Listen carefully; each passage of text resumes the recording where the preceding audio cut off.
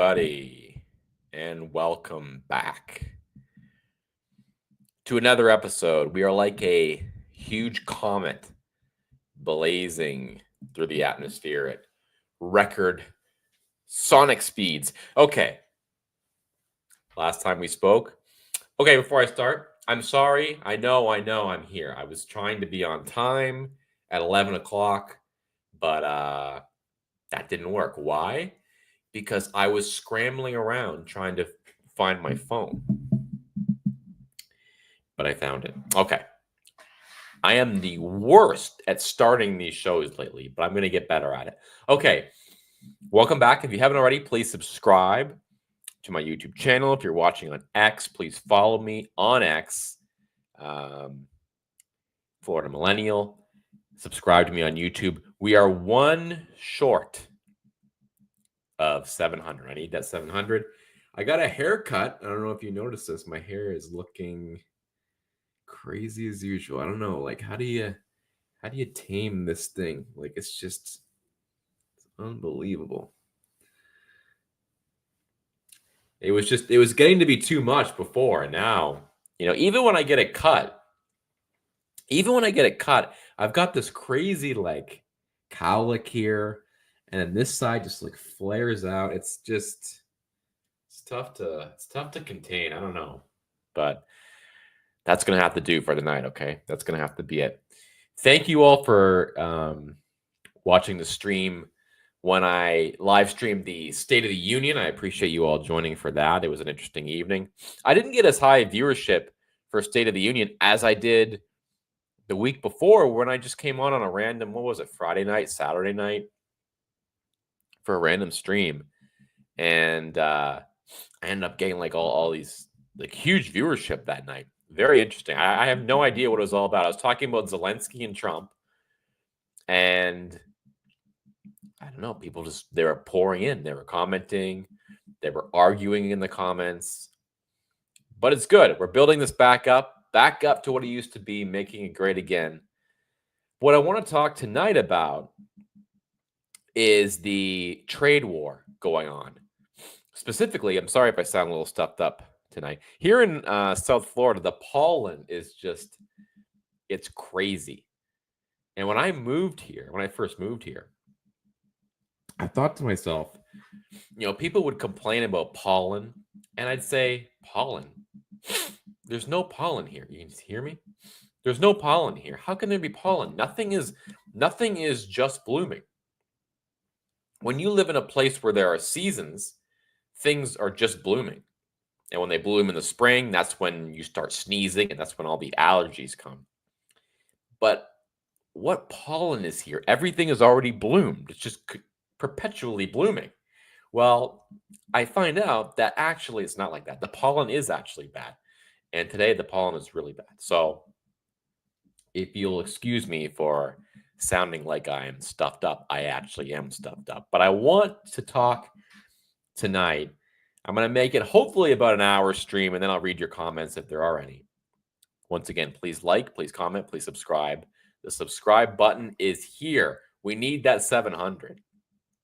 Someone's going to be the lucky 700. I know. I'm going to keep checking it. But we're going to have lots more by the end of the stream. I want to talk tonight about the trade war between the USA and Canada. Now, of course, there are a bunch of trade wars going on all different fronts. President Trump has really unleashed hell on everybody, and he's going scorched earth, and I'm here for it. I'm glad to see it. But I want to focus on Canada because I have a connection to Canada. I lived there for many years, okay? I won't get into why or all that personal stuff. But I grew up in Canada. I've spent many years there. I am lucky now to live in Florida. I am now a Florida man, or at least I'm trying to be. Trying to learn to be a Florida man. But I want to talk about the Canada trade war because there's a certain aspect to this that sort of isn't being covered, and I feel like I could give some sort of insight to. Just because it's a very unique situation. Canada is a very unique country. I don't know if people really realize this, but the relationship between the U.S. and Canada is an interesting one, and it is strained, and I know why it's strained, and it's not because of Trump or tariffs or anything like that. I mean that has ratcheted up the intensity, but that's not the original reason for it. So I want to talk about that tonight, and I want to just give you my view on how it is. And I feel like I have a unique perspective because I lived there, and I have lived here. I live here in America, and there are real reasons why um, the relationship between the U.S. and Canada is where it's at right now. A lot of it has to do with Canadians and how they are, and a lot of it has to do with Americans and how we are. So I am going to get into it now. Today, the Premier of Ontario, Doug Ford. So for those of you who don't know, Canada has premiers. So think of a premier as like a governor.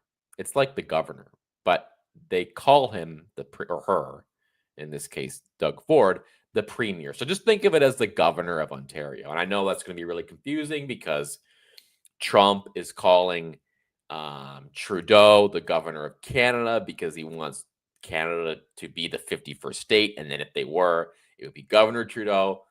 Trudeau is not going to be prime minister anymore. Tomorrow, I believe they're going to swear in the new prime minister, who is Mark Carney. So I'm trying to give my American viewers some background on this. Mark Carney will be the new prime minister. Okay. What happened was Trudeau stepped down in January, early January. He resigned. Okay. Now, when the Canadian prime minister resigns, you can't just replace him because it's not like there's a president and a vice president. Justin Trudeau, is the leader of the Liberal Party of Canada. He's been prime minister since 2015.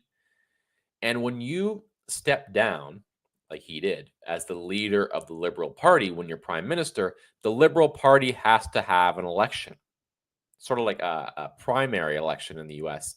They have to have an election to figure out who the leader of the party is going to be. So Trudeau resigned from the party in January. He did not resign as prime minister, but he effectively did that because he said he would resign as prime minister once the leader was chosen. So they had a leadership race. There was the deputy prime minister, Chrystia Freeland, against Mark Carney, and there were some other candidates too. But Mark Carney used to be the governor of the Bank of Canada, and then he went to become the head of the Bank of England, and now he's back to lead the Liberal Party. So effective tomorrow, I believe it's tomorrow, Carney will be the prime minister. Okay. They will likely have an election within the next couple of months. They have to have an election on or before October 20th, I think it is. Probably going to be before, because Carney will want to run for prime minister on the platform that he's the best to stand up to Trump, and he'll run on anti-Americanism, and he'll run on trade war stuff. And they think that's going to box out the conservative candidate, who is Pierre Poilievre. Tough name to remember, I know. I think he should have shortened it to like Pierre Poilievre or something so we knew. But anyway, horrible spelling too. All these French names are horrible. But anyway, Pierre Poilievre is the conservative candidate. Now, I know all this is boring, but it needs to be explained before we can get into the nitty-gritty. Pierre Poilievre won the conservative leadership, I think about 2 years ago. Now, 3 years ago now. And he's been the leader of the Conservative Party of Canada. Now, he has been leading in the polls by huge margins against Trudeau. And the rumblings were last year that early this year, early 2025, there was going to be an election. Pierre Poilievre's Conservatives versus Trudeau's Liberals, okay? That didn't happen because the polling showed that the Liberals were going to get absolutely trounced. Poilievre would become the prime minister very easily, and that would be that. So instead, Trudeau stepped down. Now we have Mark Carney. Now we have trade wars, we have tariffs, we have all this stuff going on. And all of a sudden, the Liberal Party has surged a little bit on the back of this issue. Okay. So here we are, and it's going to be a much tighter race. And whenever that race happens, we'll figure out who the prime minister is and go from there. But what I want to talk about now is, why is Trump imposing the tariffs? Number one. Number two, what is the end goal of the tariffs? And number three, why is the Canadian reaction, not just the Canadian government, because the Canadian government's reaction is actually pretty predictable, but why is the Canadian public so outraged? And it may seem like obvious to you, like, oh, they're tariffing the goods. Canadians are riled about that, but it's not so simple. Okay. I've lived in Canada for many years. Now I live here in America. But when I lived in Canada, I noticed a few things when it came to this topic. Many Canadians are vehemently anti American. I would go as far to say, actually, that Canada is an anti American nation. Now, you may look at that, or you may hear that statement, and then you look at the trade that goes on between the two nations, the shared kind of culture to an extent, shared entertainment, money markets, that sort of thing. Lots of inter-travel between the U.S. and Canada, more so Canadians, snowbirds going down to Florida or Arizona or places like of that nature, places like that for leisure in their retirement years.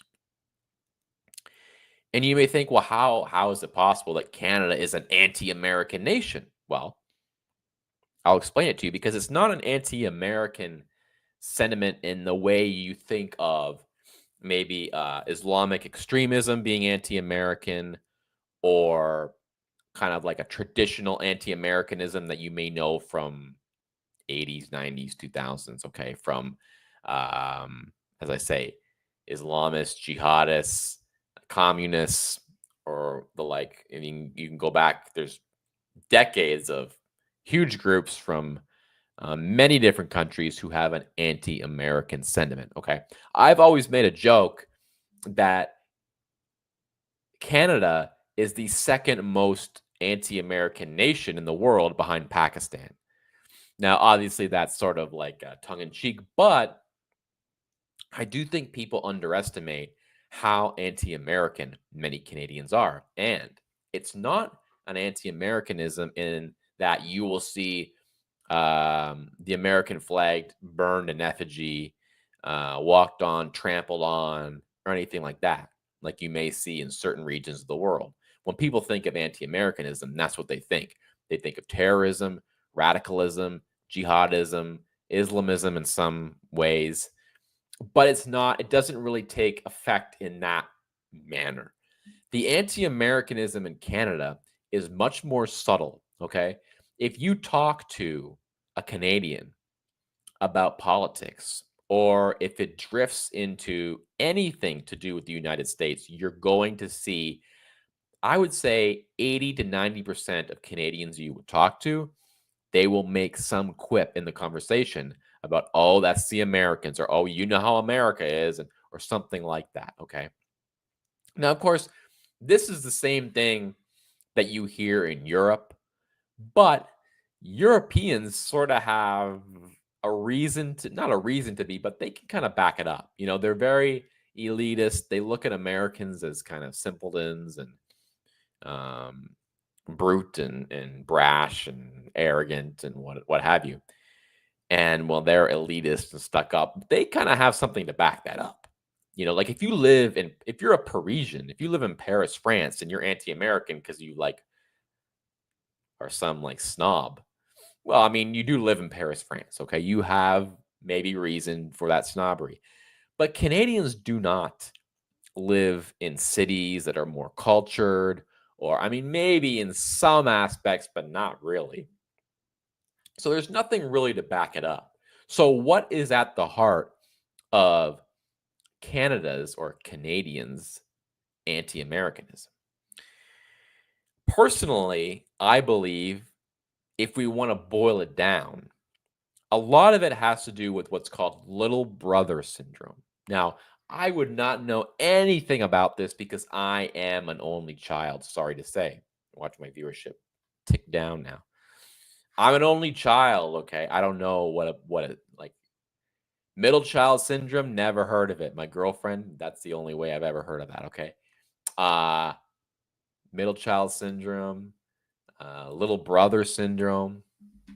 But little brother, younger brother syndrome is the way to explain it. And because Canada and Canadians are very insecure about the attention America gets, the power America has, the influence it has, and they feel a lot of Canadians feel like the energy in the room in the region is sucked up by the United States. Another aspect of it is jealousy. And Canadians will not admit this, but many are very jealous of the wealth and power of America. And it's true that some of that is political. Canadians tend to be very liberal, not always, and not everyone, but many of them.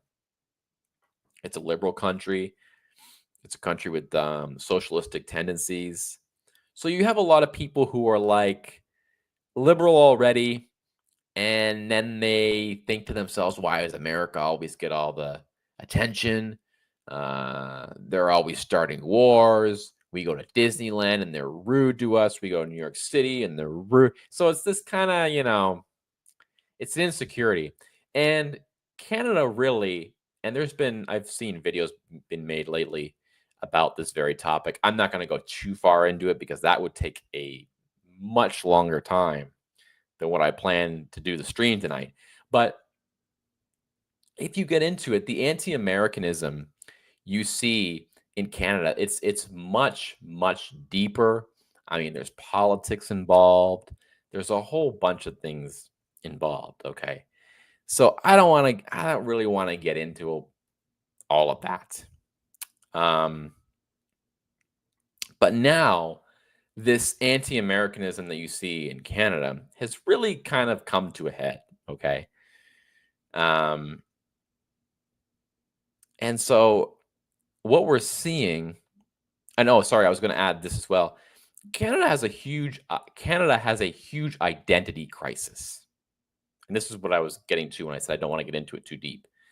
It's not just political. There's an identity crisis in Canada because Canada's identity for so many years has been wrapped up in not sort of a national pride around a certain Canadian culture, because Canada does not really have a culture. You can hear Justin Trudeau, who will be the former prime minister in 8 hours.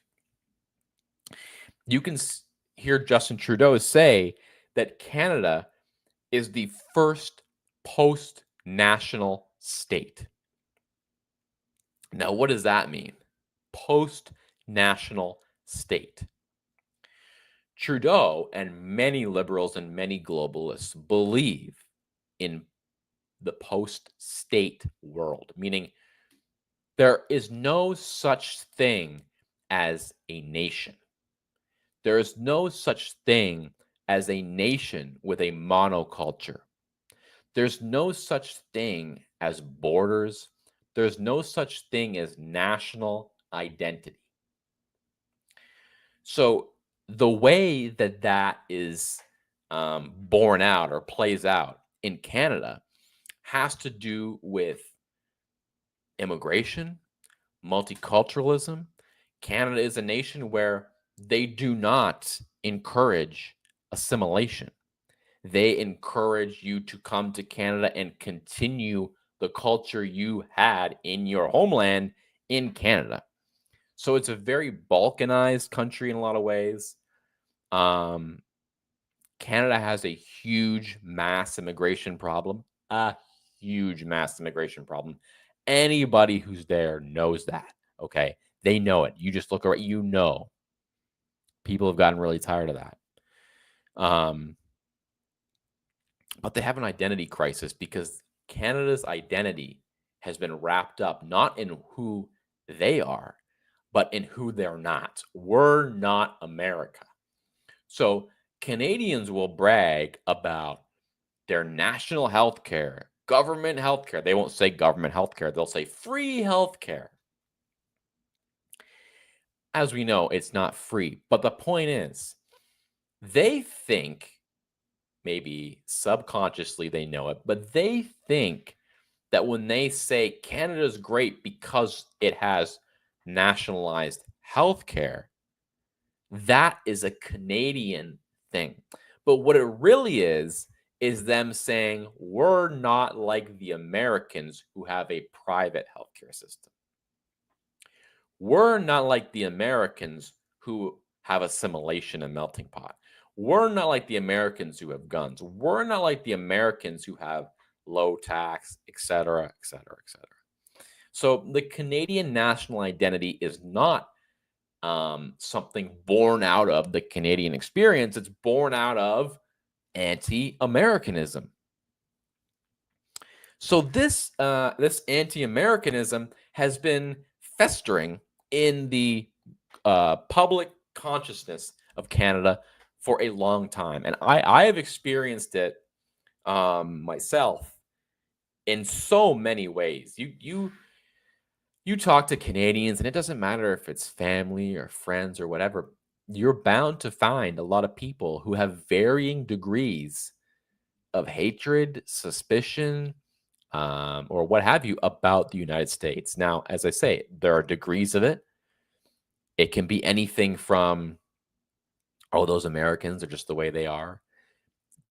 America is an evil nation and I would never live there and I hate them. And, it just goes, it's sort of on a spectrum. Okay. Now, there are Canadians who do love America. Many of them try to move there, many of them travel there a lot. Myself, I moved here to come to school here, to achieve here, to do things here. I'm grateful.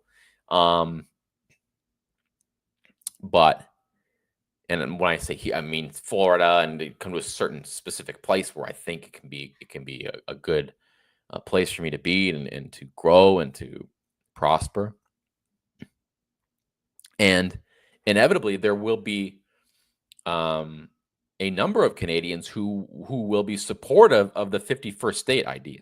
Now, that will be a minority of Canadians, but there are Canadians who support it, and many of them are in the younger age bracket. And I could go on and explain about that too. Many boomers in Canada are more patriotic and have more kinship and attachment to Canada, the nation. They have a memory of how Canada used to be. They think that's still what it is when it's not. And millennials and Gen Zers know that it's not what it used to be. Many boomers think Canada is great because they bought a house in 1980 and now the house is worth twice, three times, four times as much as it was before. They're retiring. They can go to the neighborhoods they want. But for younger Canadians, it's a much different experience. Cost of living out of control. Can't buy a home. Think the housing prices are bad in Miami or in certain areas of America? No, they're way worse in Canada. Inflation, way worse. Unemployment, way worse. So many young Canadians, first of all, aren't as patriotic as their parents and their grandparents, which is kind of normal in every country, probably. But it's not just that they're not as patriotic. They see the problems going on. They see that things aren't really going well here.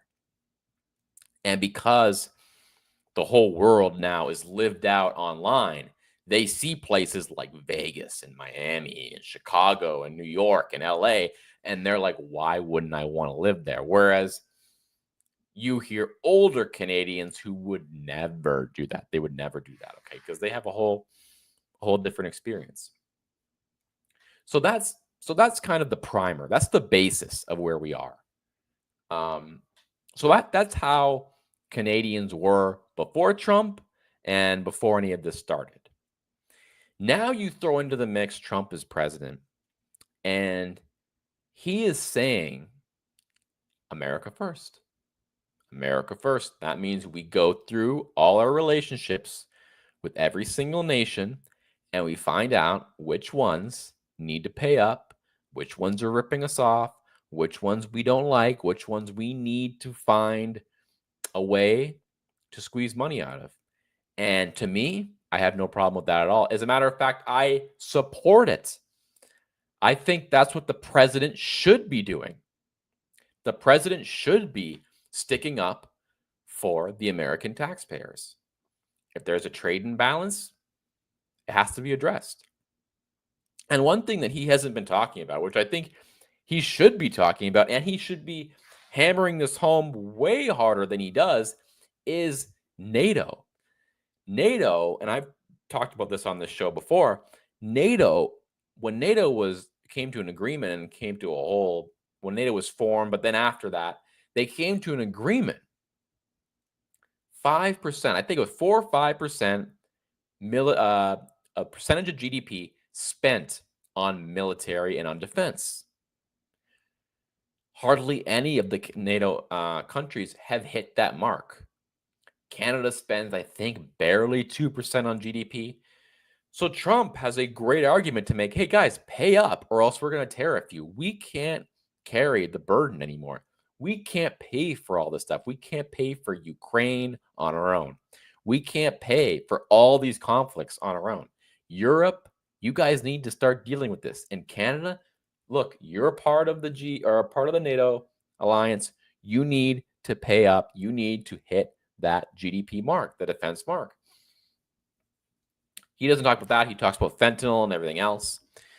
So Canada has been targeted, and I do have my theories about this because you think, what is the play here? Like, why is Trump pushing so hard against Canada? Is it because of fentanyl? He talks about the fentanyl, and there is a problem, not nearly as big as it is on the Mexican border, but there is an issue. And he sends Howard Lutnick out there on a CNBC to try and defend it and say, the fentanyl needs to stop, and until it stops, we have to tariff. And then they talk about the tariffs that are already on a bunch of products. And look, we can get into the specifics of tariffs, the effectiveness of tariffs, but I'm willing to talk about that because there are arguments to be made on both sides. I'm glad that the pro-tariff side is finally getting out and finally getting heard and explained. I don't think it's being explained well enough, but it's come into the public consciousness at least. But I don't want to talk about the intricacies of what's tariff Canada puts on milk or eggs or produce or whatever it happens to be, or lumber or aluminum.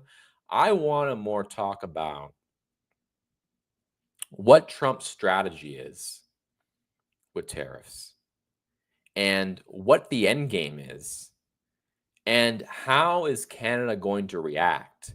First of all, how is the Canadian government going to react?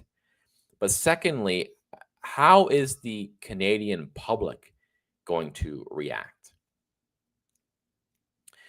So the big question now is, what is the end? As I just said, what is the end game? Because at the beginning of this, it seemed to be the end game is that this is a negotiating tactic. Trump has always been a genius at using negotiating tactics. And he's using this one. He's using the negotiating tactic of tariffs to get what he wants, to get certain concessions out of Canada, Mexico, and now Europe. Today, he put a 200% tariff on wines and spirits and things like that out of Europe. So is the end game a deal? And he's using this as a negotiation tactic. I happen to think so.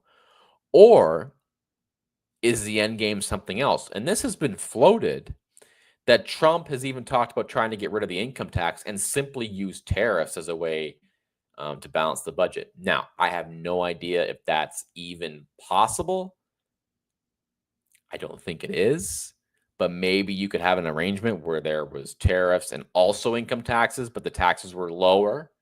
And because you could implement tariffs, you could afford to have lower taxes because you'd have more money coming in to the government coffers through tariff taxation. So, is the end goal just to have permanent tariffs? I think there's a little bit of each, but when people talk about Trump and his tariff agenda, yes, there is a little bit of ideology behind it. He does believe that if he increases the pressure and ramps up the pressure by way of tariffs, he can get companies to re-establish themselves in the United States. And that has started a little bit. Whether the tariffs that are on right now are enough to make that happen or not, I don't know. But that does seem to be part of the goal here. So we'll see. We'll see. But Doug Ford is the premier of Ontario.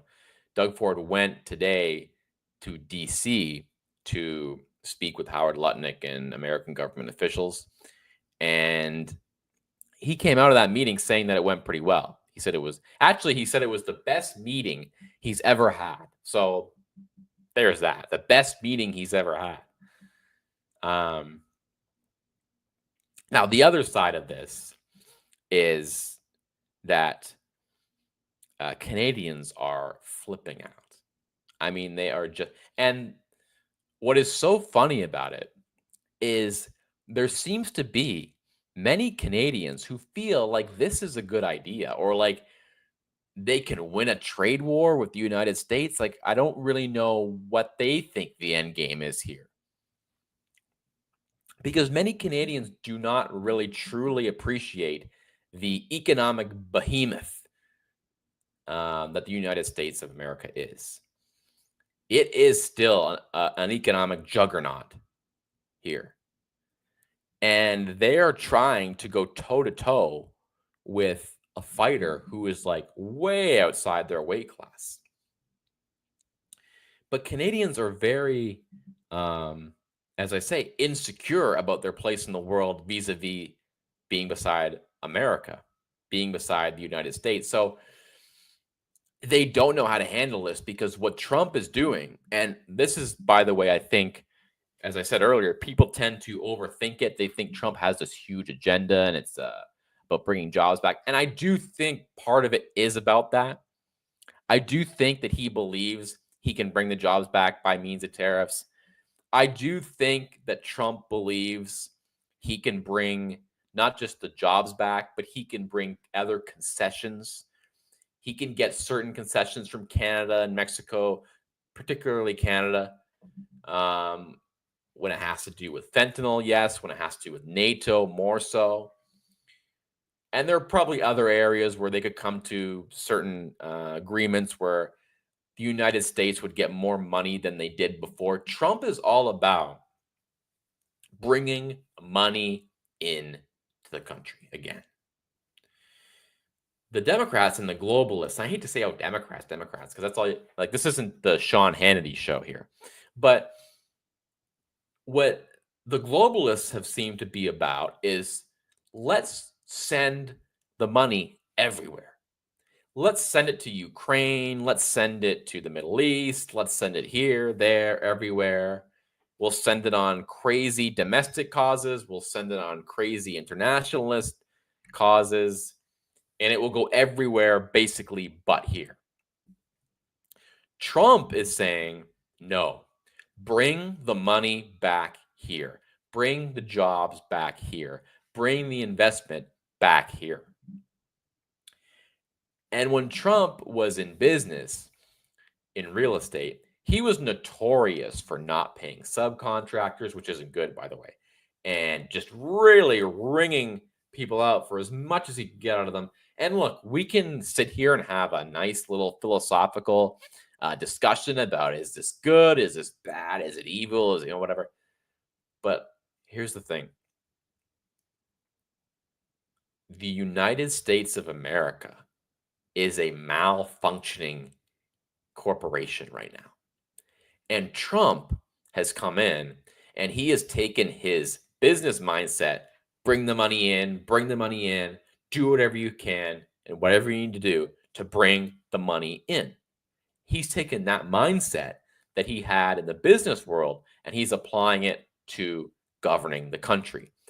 That is a good thing. He's doing it through Doge. He's getting Elon's help for that, which obviously is very controversial, which I don't know why it's controversial, but but look, again, the hatred of Elon stems mostly from the same area that the hatred of Trump comes from. And people will say the reason they hate Elon and Trump is because they're trying to gut the Department of Education, or they're trying to destroy Medicaid and Medicare, and they're doing this and they're doing that.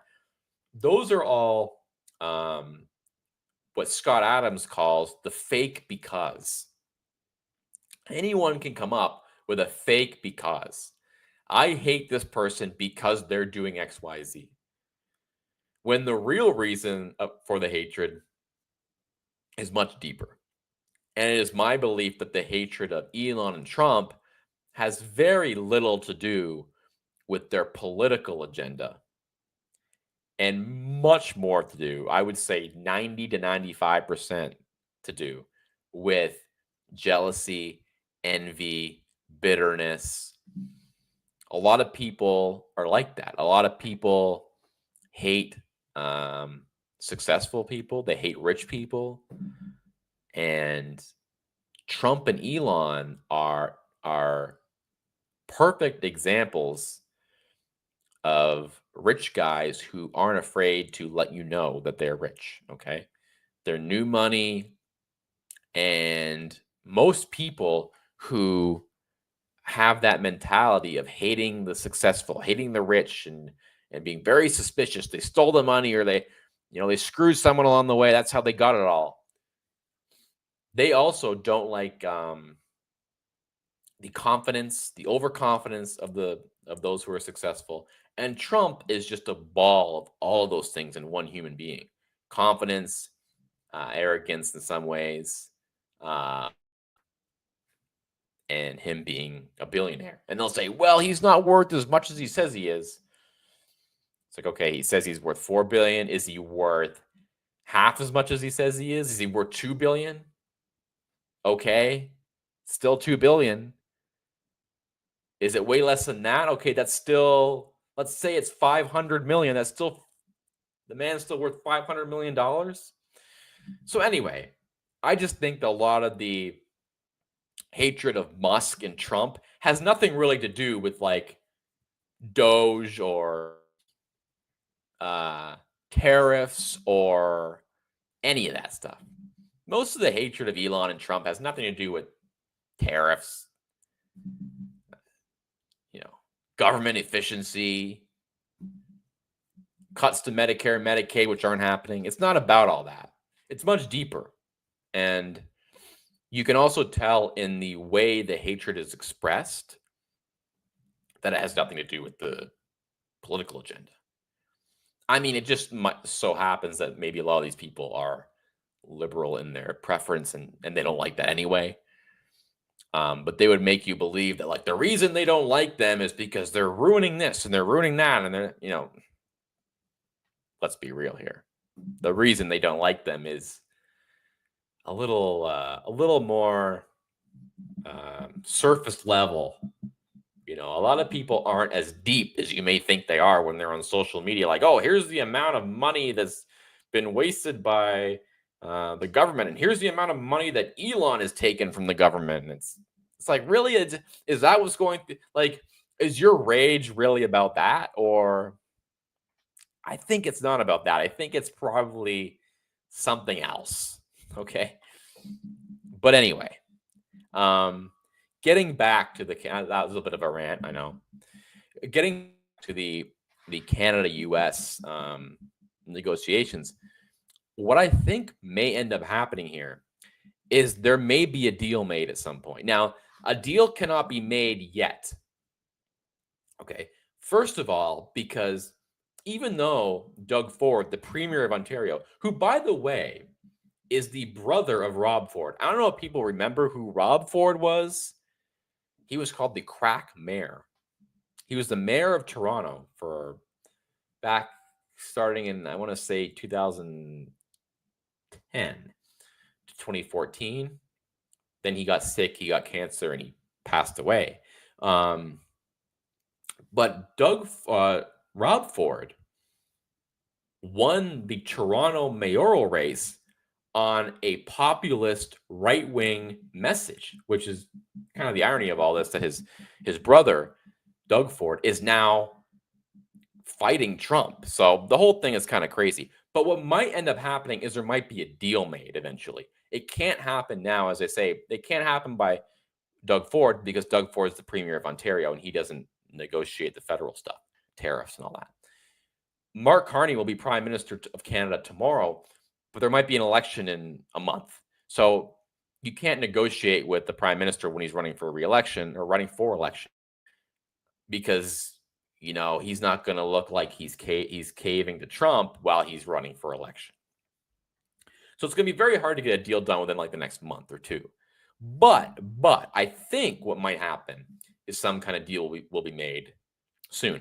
And what I'm going to be curious to see is that if there is a deal made, if they do meet each other in the middle, and Canada says, okay, we'll do this about fentanyl and we'll get our NATO spending up to 3.5% GDP, and Trump says, fine, okay, good enough. What I'm curious to see is how will the Canadian public react to that? Because I don't think the Canadian public wants a deal. I think the Canadian public just hates Trump, majority of them, hates America, and they're happy to have the feud. Like they're just like blowing off steam. They're blowing off anger that's been pent up inside them for many, many years. Again, Canada is an anti-American country. I'm telling you. I know these people. I lived there for many years. I talked to so many Canadians. I'm telling you, it is a very anti-American country. And the irony or the hypocrisy of it all is that so many Canadians enjoy American entertainment. They travel to America. Some of them spend half their year down here in Florida or wherever else, Arizona, enjoying the weather. They enjoy all the milk and honey. They take, and then they go back to Canada and they say, oh, what a horrible, rotten country America is. So that's that. Look, it's already been an hour. Thank you all for watching. No, I'm not going to end it that abruptly, but please subscribe if you can. We need that 700th subscriber. I know there's someone on YouTube who hasn't subscribed. Bottom right corner, click the subscribe button, click the bell if you want to. Like and comment. We had so many comments last week, I couldn't even keep up with them. People were fighting in the comments section. I'm like, seriously? So I guess it just kind of depends on the night. Do I have to do a show at like what time? It was a midnight show or like 12:30 show or something on a Saturday night. I'm like talking about Zelensky. I'm like, no one's going to watch this, but I have to start streaming again because I just have to do it, you know. That's the only way we're going to build this channel back up. Now, I am also going to try and be on with David Chapman. I saw him. He messaged me the other day, and I saw the message. I haven't responded to him yet, but I hope to go on his program again or have him on here, vice versa. So that could be interesting. But so we'll see. We'll see how all the tariffs play out and what happens. One other thing I wanted to say though, and I was kind of getting to this. It's so hard for me to to stay on track because my brain is just like it's just firing and I go in a different direction. You know, Trump talks about when he does the weave. I feel like if I'm giving a speech or if I were to give a speech, I'd start doing the same thing. I would just go off on this tangent and then come back to the original point.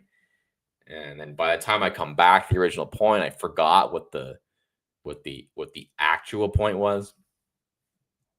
But It's gonna be interesting to see what happens with the tariffs. I do believe, though, that a lot of it is not actually based on fentanyl or even the NATO thing. I think there's a part of it that's just honestly Trump wanting to show the world who's boss. Like, I think maybe he comes up with the excuse. Maybe, as I was talking about earlier, the fake because. Like, you know how people say they hate Elon and Trump and they have like a fake because it's like because of Doge or because of this or because of whatever. Department of Government and efficiency, or we're mad at Trump because of the tariffs or what he said to Zelensky, or name anything. That's their fake because, when they really hate Trump because he's like a billionaire visionary with a supermodel wife who's now first lady and he's like running America now. And they hate Elon because of like basically the same reasons. So Trump's fake because might be, oh, because of the fentanyl, wink, wink. Oh, because of NATO, wink, wink. When really, it's just Trump flexing his bicep to the world. It's just Trump out there saying, guess what? America is back. America is going to dictate the terms. This is going to be a humiliation ritual for all of you. Canada, humiliation ritual. Tariff, 25%, 50%, just drag him through it. And he knows what Trudeau thinks of him. And he probably delights in just dragging Trudeau through the mud for his final month. He's just like, you know what, pal? You're going to have the worst last month of any world leader on the planet, okay? Like, wouldn't it be funny if tomorrow, when Mark Carney was sworn in, Trump's just like, okay, no more tariffs. Like, they're all gone. It was all just a thing because he just wanted to rub Trudeau's face in it on the way out. It could be, honestly. So I think a part of it is that. A part of it is that. And he probably thinks, I'm going to do this and I'm going to go like scorched earth. And all these countries who crap on America, guess what? Pay up. It's time to pay up. Okay. Pay up on NATO, pay up on tariffs and the trade imbalance. Okay. And he's just going around one by one by one to each one who he's like, come on, pay up. Okay. Time to pay up, guys. We know you've gotten a free ride for a long time, but it's over now. Okay. It's over. Time to pay. So, and then he probably thinks, well, I can do that. I can show the world that America is back. America is the world hegemony. And just to explain that a little bit, because it's not just a troll, okay? Because it is true. America has a lot of, I don't want to call it soft power, because soft power is like diplomacy. And then some people think of soft power as like, oh, there's a McDonald's on every street corner in like some Asian country now or something. But America has a lot of power, not just kinetic kind of military power, because that's how it's usually thought of. The way America has wielded its power in the last 40, 50 years has been to its enemies, hey, do this or else bomb. Do this or else invasion. Do this or else missile. Do this or else F-35. It's all like hard military strength power, okay? That's fine too. And Trump is more than willing to flex that way. But America never flexes economically.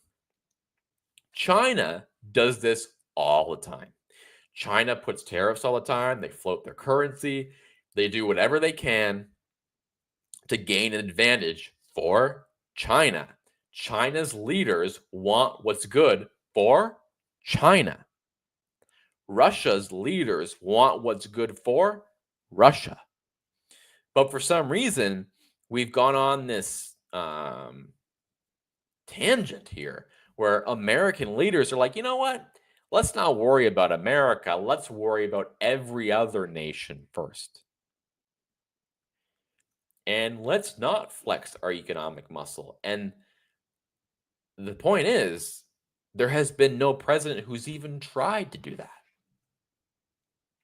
Think of the story, and I forget what it was about, but like what the actual reason was for him to have to do this. But I remember Trump talking about having to call Macron. Like the French were going to do something. I can't remember exactly what it was, but it was ticking off Trump.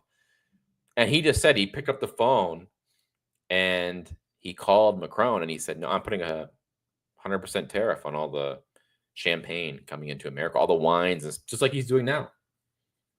He said Macron called him back 10 minutes later, says, no, you can't do that. You can't do that. And he said, yeah, I can. I'm going to. And then he changed the policy. Like he changed whatever I forget what the original problem was. Apologies for, scratching my nose in a disgusting way. But as I said, the pollen here in South Florida today has not been good.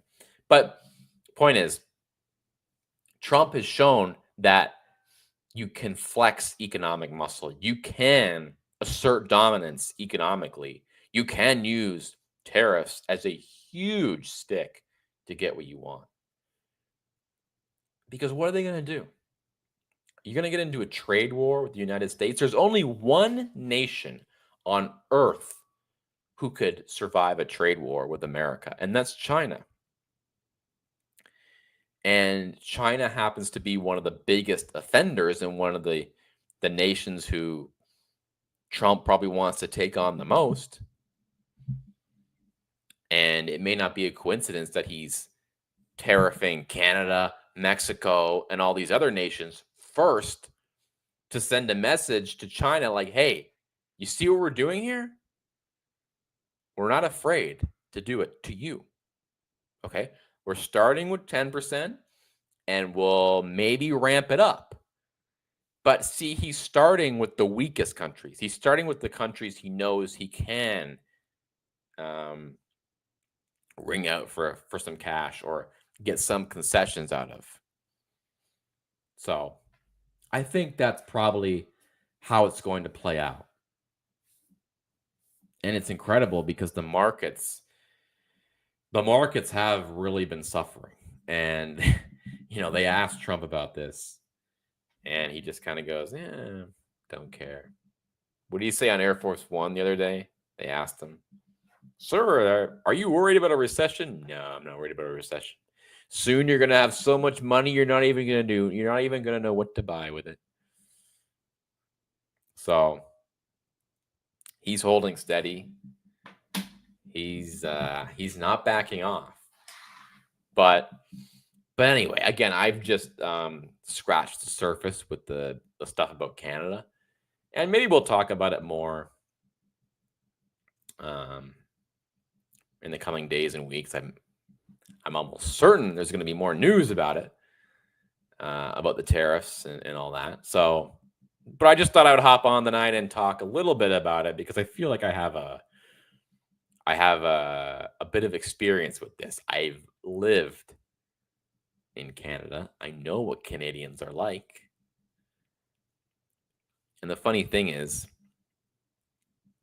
have you ever seen that meme where it's like Don Draper and I forget who the other guy in Mad Men was, but it's Don Draper and another guy in a elevator, and the guy says to Don Draper, "I feel so bad for you," and then Don Draper says back, "I don't think about you at all."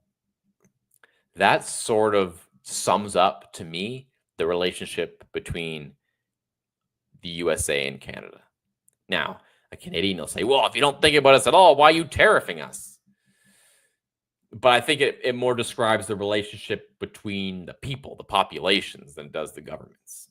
Because many Americans do not really think anything of Canada. It's just they don't have an opinion on it. But Canadians certainly do. So the election there will be interesting too. I mean, I'm not going to follow it, and I'm not going to get into that. Try to escape that, having to talk about Canadian politics. Seriously, on this podcast, on this show, on this channel, I'm going to talk about Canadian politics, please. But sometimes you're kind of forced to. But the conservative in the race, his vision for Canada would be much closer to the Trump vision. Not the same thing, though. Not the same thing, and we can get into that at some other point. Whippersnapper says, I think he wants to eliminate the IRS. Well, I think, as I said, it's possible. I forgot that you could do this. I think it's possible. By the way, if you comment, I will read all the comments. The other night, I tried to read them all. The comment section was going off the other night. They were fighting with each other, which I like, by the way. That's cool. But I will read your comments if you do decide to comment. I think he wants to eliminate the IRS. I did talk about this a little bit earlier when I was going through what's the end game here for tariffs, because the idea has been floated. Now, I say floated because it has not really become a real thing yet, or certainly not a real policy, but the idea has been floated of just simply using tariffs as like the new way of the government collecting money instead of income tax.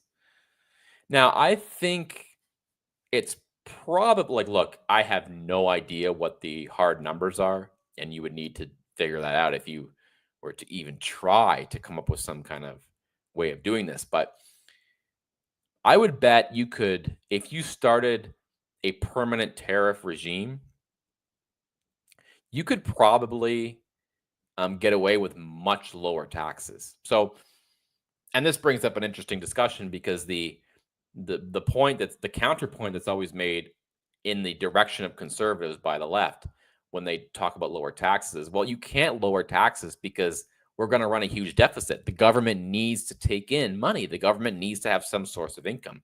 If you cut taxes, we have to find some other way to get money. Like, where are we going to get all the money from?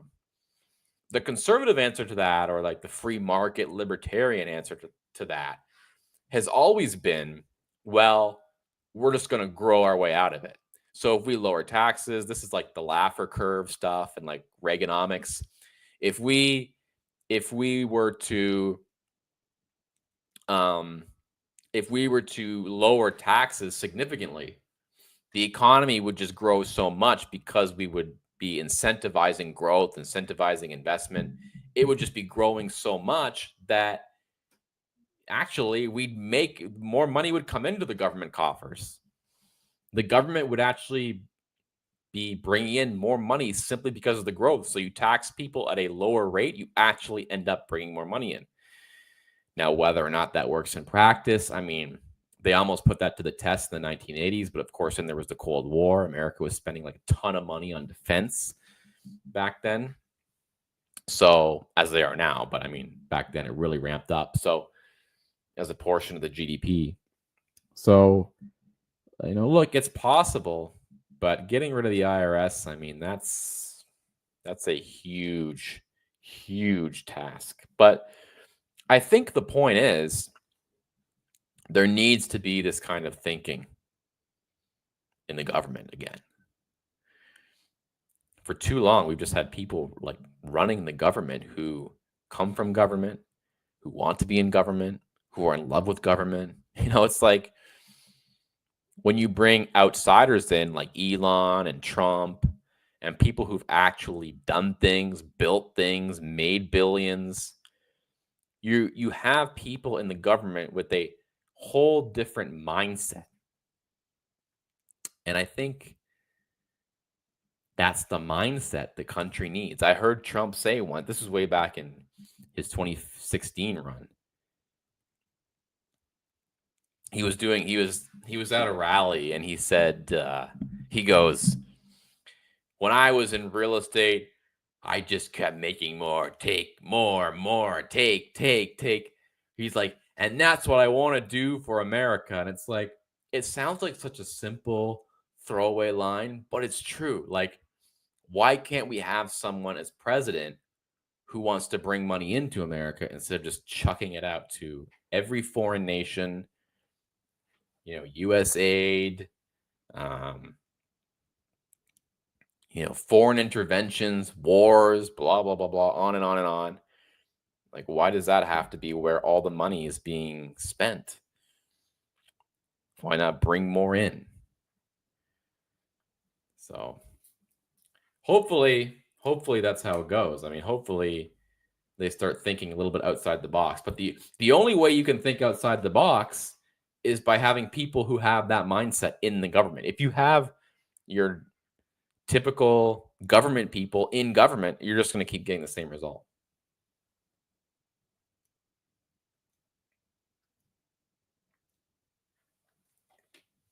All right.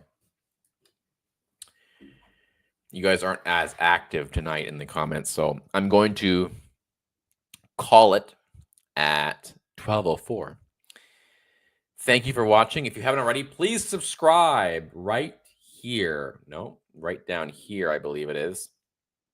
Subscribe to the channel. We're at $6.99. I'm looking for 700. Let me just see. Let me check. Yes, we did it. We did it. Thank you to whoever was the 700th. Thank you. Sometimes I can see it, but sometimes I can't. Sometimes it'll show me. YouTube is very weird that way. Sometimes it'll show you who subscribes. I think it has to do with the privacy settings of the person who subscribed. But we made it. We made it to 700. Can we make it to 701? 701. I know there's one more person. All right. Thank you, everybody, for watching, especially you, whippersnapper. Thank you to everybody who watched tonight. I will try to be back. Look, I would love to be back every single night. That would be great if I could do that. And hopefully I will be able to eventually, maybe. But for now, it's going to be whatever night I can stream it, and whatever night there's something good to talk about. Okay? Because some days it's like, what am I going to come on here and talk about, like, Republicans and Democrats? That's one of the things that I hate. I hate watching all this stuff now because it's just the same stuff over and over and over again. It's like, people complain about Andrew Tate, like Andrew Tate's not welcome in the Republican conservative movement. It's like, really? Because I gotta admit, the last couple of days, I'm like, he went on the Patrick Bet-David podcast. He went on like a few other shows, and I'm like, I gotta watch this. Like, every second he's talking is to me interesting. Every second he's talking, I'm like, this is, I could watch this for an hour. I could listen to him rant for an hour. Like, sorry. And then, like, you tune into like Steven Crowder or something. It's like, or even Ben Shapiro. I don't know. It just sounds like the same thing over and over again. So I'm hoping when I do this show and when I'm on this channel, it's not that for you. I'm hoping that it's something refreshing, a new kind of unique take. And I'm not going to come on here and like say controversial things or different things or unique things just so you continue watching and subscribe or what have you. But I do think it just makes for a better show, a better presentation. It's just more interesting. So anyway, I will be back hopefully within the next few days. Until then, please subscribe, please like, please comment, leave a comment.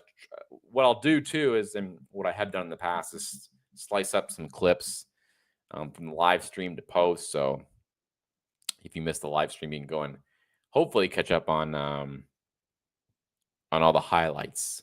Okay. I mean, I'm gonna have to get into clipping if I want to grow the channel, because this is like on TikTok. I don't even know if do we have access to TikTok? Last time I tried to go on TikTok, I made the mistake of deleting it off my phone temporarily because I was like, I needed space on my phone. So I deleted it quickly, as I do this all the time with apps. I'll delete it, and then like 2 days later, I'll add it back. Why not buy more storage? I know, I just whatever. But I did that with TikTok, and then I go to add it back, and I can't get back in. And I'm like, wait a second, I thought Trump saved it for us. So I think I have to try. I'm going to try again and see. We'll see if we can start, because TikTok, I can get great numbers on TikTok. I don't know about you guys, but I post something on TikTok, sometimes it just completely takes off. Not every time, but a lot of the time. So we'll need to have a presence on there. Thank you to all who watched. Thank you for your likes, and thank you for your comments. Make sure you click the notification bell so you know when I go live. And we'll see how the trade war plays out. But and I'm sure there'll be more developments, and when they are, I'll be back. There was some breakthrough in the peace talks between Russia and Ukraine, so maybe we'll be discussing that in the next few days. We'll see. But either way, I hope to see you again very, very soon. Thank you all for joining. Have a great night. God bless.